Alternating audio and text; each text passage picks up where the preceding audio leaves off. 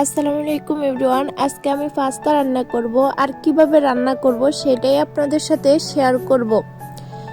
পানি গরম করে নিব, গরম পানিতে পাস্তাগুলো দিয়ে দিব।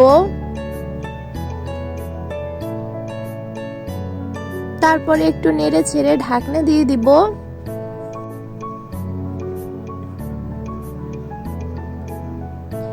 আমি মুরগির মাংস দিয়ে রান্না করব, তাই মাংসগুলোতে আদা, রসুন, জিরা, লবণ, হলুদের গুঁড়া, মরিচের গুঁড়া দিয়ে ভালোভাবে মেখে নেব। পাস্তাগুলো সিদ্ধ হয়ে গেছে, তাই উঠিয়ে নিয়েছি। কড়াইতে তেল দিয়ে দিব। মশলা দিয়ে মাখানো মাংসগুলো দিয়ে দিব। এগুলো ভেজে নিব।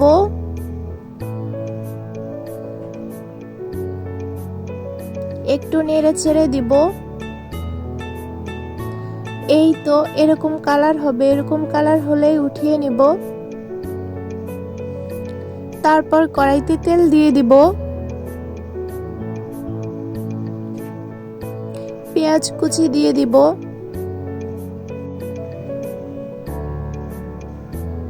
একটু নেড়ে ছেড়ে নিব। তারপর লবণ দিয়ে দিব।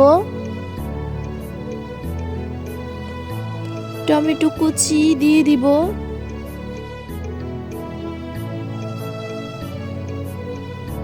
তারপরে একটু নেড়ে ছেড়ে নিব।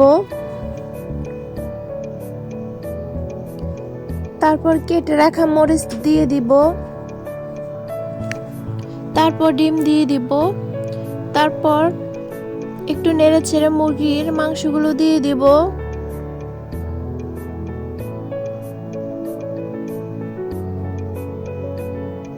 একটু নেড়ে ছেড়ে নিব।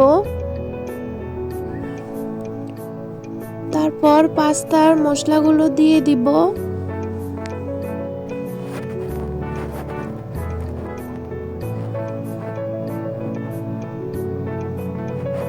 তারপর ভালোভাবে নেড়ে ছেড়ে নিব। তারপর ধনিয়া পাতা কুচি দিয়ে দিব।